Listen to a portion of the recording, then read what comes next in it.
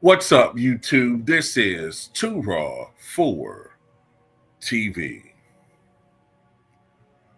All right, so Super Bowl 59 will be held on this Sunday, February 9th in New Orleans. The game will feature the Kansas City Chiefs of the AFC and the Philadelphia Eagles of the NFC. President Donald Trump recently announced that he will be attending the game, which will make him the first sitting United States president to attend a Super Bowl. And because of that, the NFL is catering to him and the fans of the president around the world and perhaps in the stadium. The NFL plans to remove the End Racism slogan that has been part of the NFL for several years now. They're going to replace that Endzone slogan, End Racism, and in its place they're going to put Choose Love and It Takes All of Us. Now, the NFL has been having that slogan and the End Zone is part of the league's social justice initiative, which are token initiatives, but still it's something, I guess. And we've seen this basically as a reach out to those who were offended by the treatment of Colin Kaepernick and many others who were supporters of Colin Kaepernick, who simply 10 years ago, took a knee during a preseason game, if I remember correctly, where he was protesting U.S. citizens being beaten, and in some instances even having their lives taken away from them by road cops. Somehow, that offended people. They made it about something else. They turned it into, oh, he's disrespecting the national anthem. They totally turned it around and made it about something else. It didn't help that he had people that looked like me and him, grifters, appeasing the rogue element, helping out. He turned him into a pariah to the point where he was whiteballed out of the league, right? I know the term is blackball, but I'm using whiteball. As if he did something wrong. To the point where I used to see on TV, they said, well, he need to make an apology. Apologize for what? What did he do wrong? He did nothing wrong. But, I guess as a compromise, they did token things, Well, they put that message in the end zone. Well, for Trump, they're going to get rid of that. My question is, why is that even offensive? Why is the term end racism offensive? Unless you're a racist. That's the only logical conclusion I can come to. You're a racist. You can try to flip it around and spin it, flip it, slap it, do all the hibachi chef crap you can do to the topic. End of the day, it comes back to you being an intolerant, bigoted racist. That's it. That's it. And that's what I guess Trump represents. And I guess that's what he is, Now, having said that, because there'll be people that say, oh, well, this is what you wanted, right? Nope, I didn't vote for Trump. Told you that.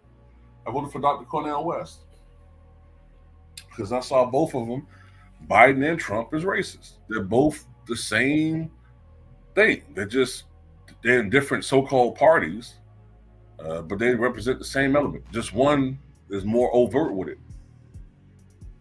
You know, it's just interesting because I could tell you all the racist things that Biden has said in the past, and certain people make excuses or they deflect.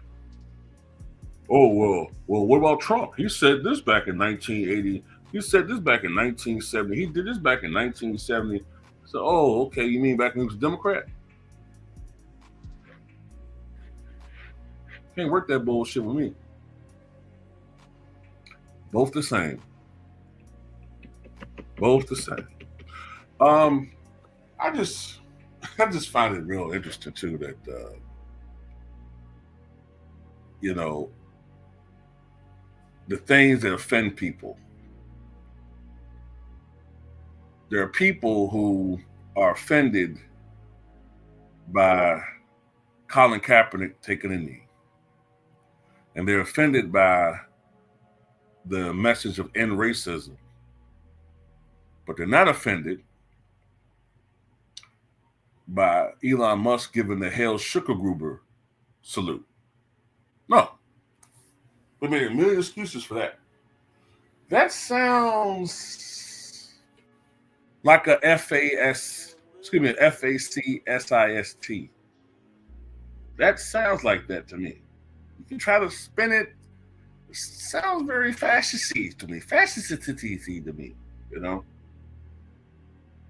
Fascist. I don't want to say the word clearly, but that sounds like it to me. I don't know about y'all, but yep, you know. Like I said, same people who had a problem with Colin Kaepernick taking a knee, but they loved it when old boy Tim Tebow took a knee when he was praying to Jeebus. When he was praying to Jeebus, that was fine. But Colin Kaepernick, because you knew what he was talking about, you knew he was talking about people that probably represent your views and what you secretly cheer for. He made it about something else. Let me say this too, because I know some people be like, well, that's why people shouldn't watch the NFL. People that watch the NFL are buck dancers or support it, whatever. At the end of the day, that's on the players to do that. The black men who make the majority of the NFL should speak out on this, or even threaten not to play. They can pull a power move. They can do that. They can threaten not to play. What are they going to do? Fine everybody? They're not going to do that. They're not going to do that. Just like in the NBA, when Kyrie Irving was going through his bullshit. I didn't see players stand up and speak out on what they were doing to him was wrong in the media and the NBA, finding him all that money. No. When Robert Sarver was about to get a slap on the wrist, we were the ones on social media that put pressure on the league to ostracize him and oust him from the league. We did that. Time and time again, social media has stood up where the players have cowered. So I'm not going to put my, put my Superman cape on and tell what the league need to do or what Trump. Nah, the players don't care. The NBA players didn't care. The NFL players, we definitely know they don't care. They didn't care the first time around. They're not going to care about this. So it is what it is to me. But yeah, Trump is a racist. Okay? He is. I mean, you can try to spin all you want to. He's a racist. Oh, Mike, I'm surprised you're falling for them. Man, shut up with that. I'm so tired of y'all with that bullshit. Shut up. Have some pride.